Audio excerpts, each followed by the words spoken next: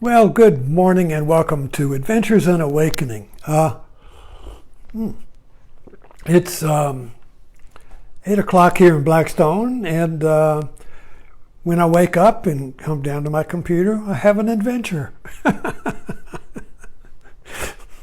adventure is an idea that gets your curiosity, that gets your interest, that you want to dive deeper into, that you want to expand and let it grow like a chia pet, the hair or something, or a plant. Then you keep, as you let it grow, you keep giving it bigger pots of understanding, and your horizons expand. And there's no end to it. It's an adventure. It's an adventure when you have no impediments or no problems. So the title of this talk is, do you have a problem? Have you ever noticed how the word problem is so prevalent in our everyday language? A popular phrase is, if you go ask somebody, no problem, no problem, no problem.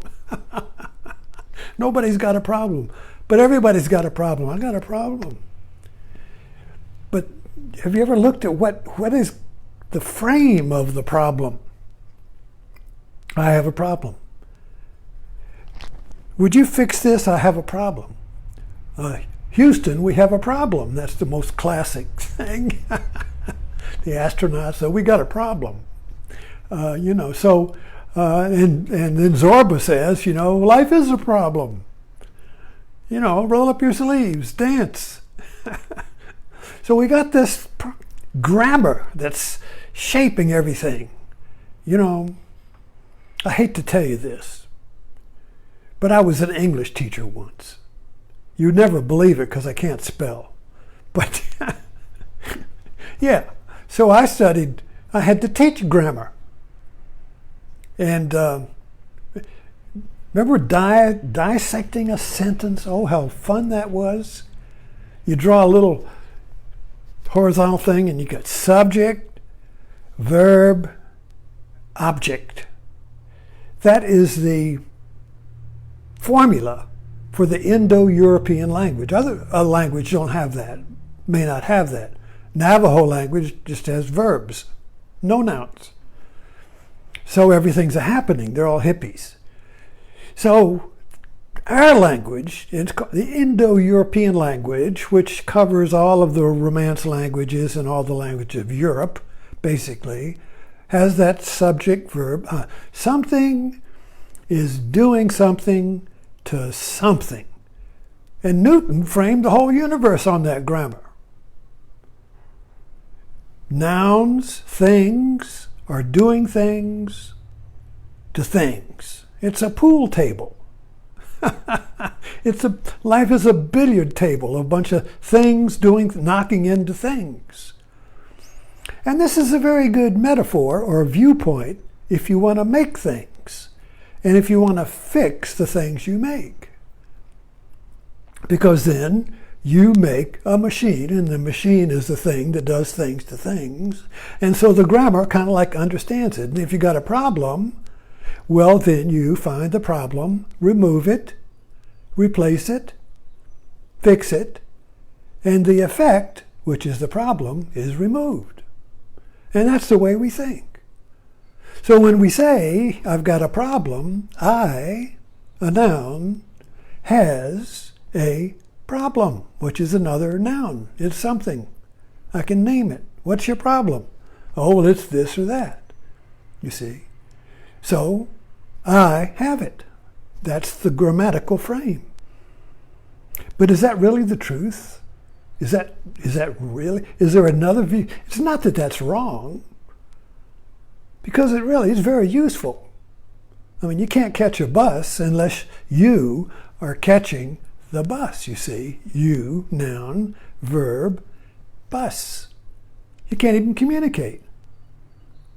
But what's going on? Are you catching a bus in time? See, there's a gap.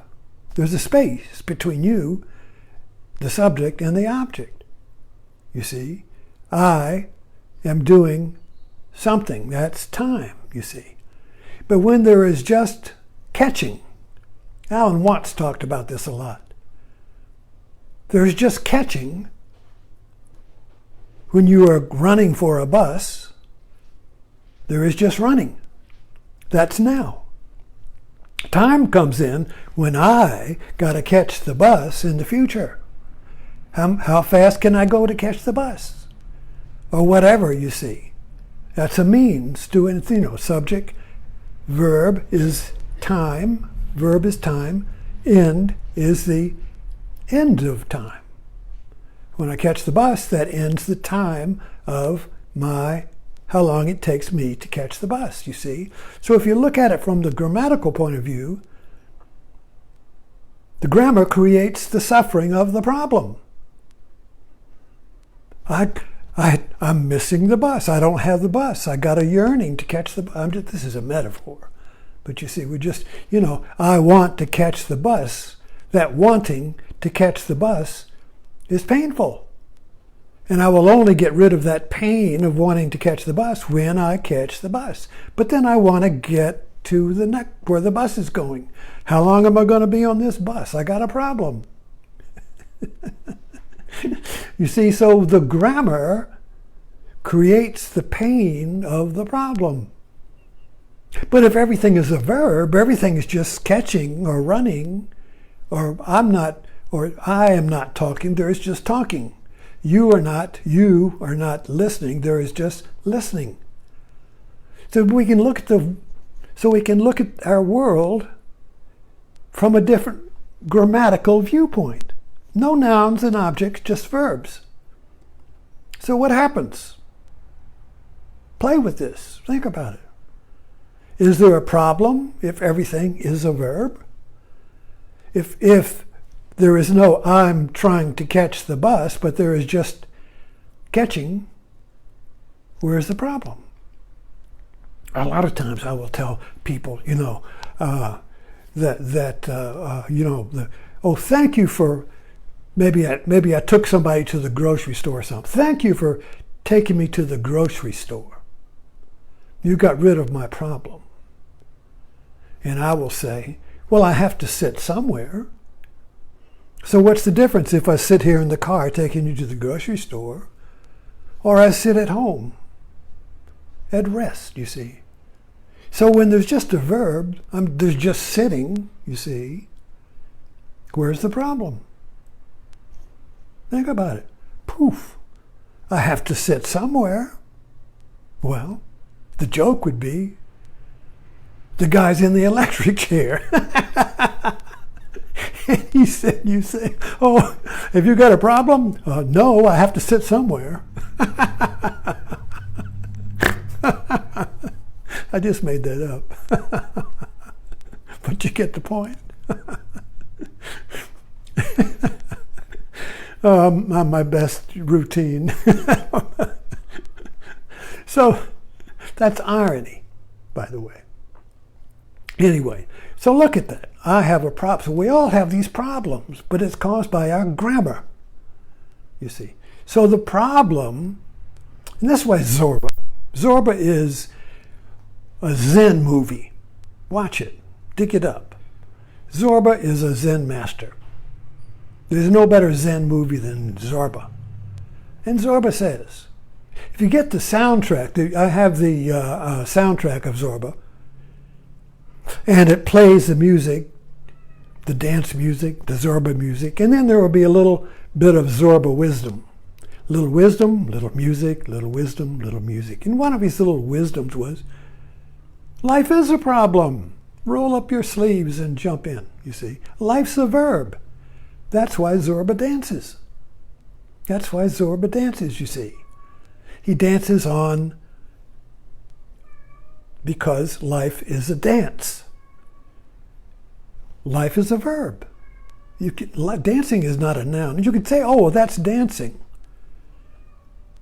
They're dancing, so that's something. Dancing, right? But dancing is a verb. It's a verb. So the verb is always now. There are no verbs in the past or the future. Only nouns are in the past and the future.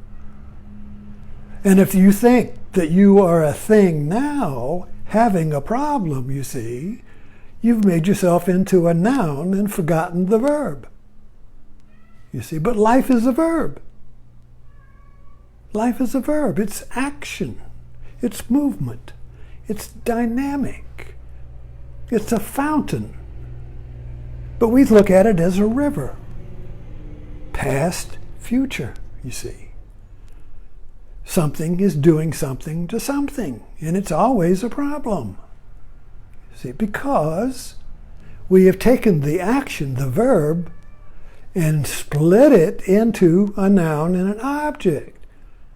So if you are a verb, then you are just listening. You're not someone listening to me. That's grammar. But the truth is, you are the listening. I am the talking. That's it. Verb. You are listening. You're not. But you can look at it and say, oh yeah, I'm listening to him.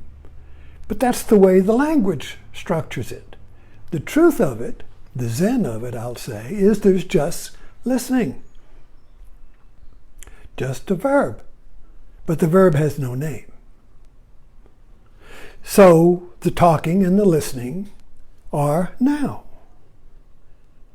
And there's no, you can't name a verb because then you make it a noun.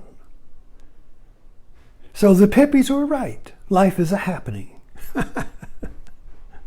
So this is just, it's not that the viewpoint of grammar, which is the law of the material world that we live in now, thanks to Newton, I'll say Newton and Descartes, right?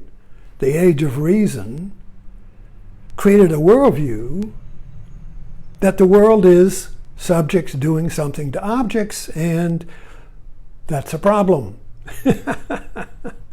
that you can fix, we believe, you see. But every problem, as you all know, creates a new problem. You got mosquitoes. I got a problem. I invent a bug spray. Gets rid of the mosquitoes. The mosquitoes develop immunity. I got a problem. More mosquitoes. COVID. I got a problem. You see, we try to fix it. The COVID mutates. I got more COVID. We're doing that right now. We thought the problem was gone. We still got a problem. So in that way, that from that viewpoint, you see, is that you really don't understand. It's okay to fix the problem. I'm not saying that's wrong. I'm just saying it's only a viewpoint. But it's the viewpoint of the hurt locker. I'm always hurting because I got a problem. And I have the illusion that if I get that new bug spray, I'll get rid of the problem. Then I won't hurt. How does that work out, you see? So so there's no right and wrong here. There's just viewpoints. Which one is more useful to you? And that's basically what Buddhism is. The Buddha said everything's a viewpoint. What's useful to you? If you still have problems, if you still hurt from your viewpoint, well, maybe you need to find another viewpoint. Then see if you have a problem, you see. If there's no I or subject, there is no object, no problem. It's all grammar. And I know, because I used to be an English teacher. Thanks for dropping in.